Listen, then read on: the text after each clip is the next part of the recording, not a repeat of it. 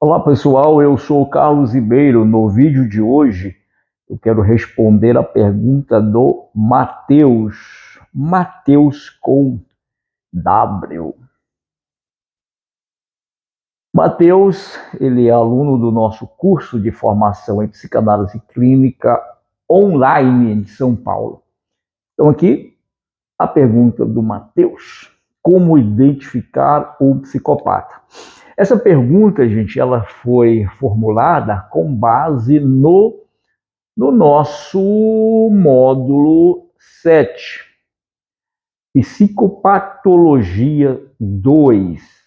Esse é o nosso módulo 7. Nós tratamos sobre a psicopatologia e, de forma bem leve, nós tratamos um pouco sobre a questão das neuroses, psicose e perversão.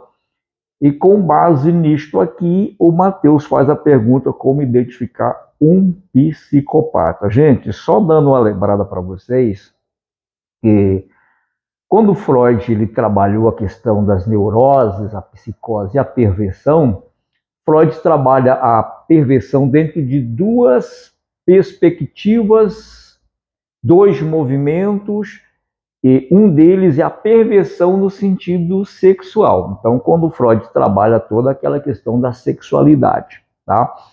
Mas o Freud também fala sobre a perversão no sentido do sujeito perverso mesmo, aqui dentro hoje do âmbito da psiquiatria. Então vamos lá, por quê?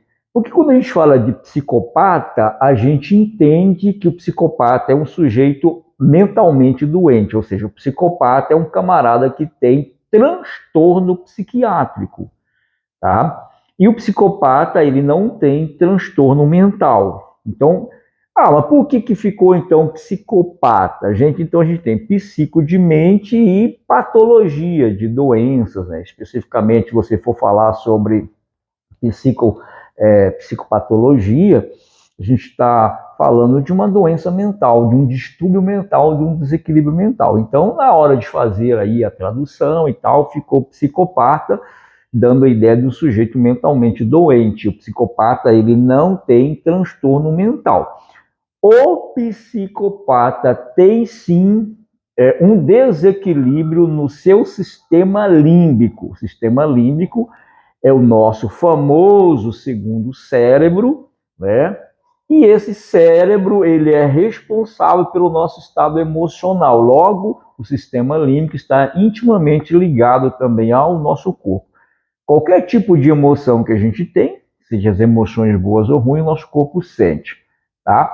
Então, o psicopata, ele tem um distúrbiozinho ou um desequilíbrio no sistema límbico, no seu cérebro límbico, ou seja, ele não funciona.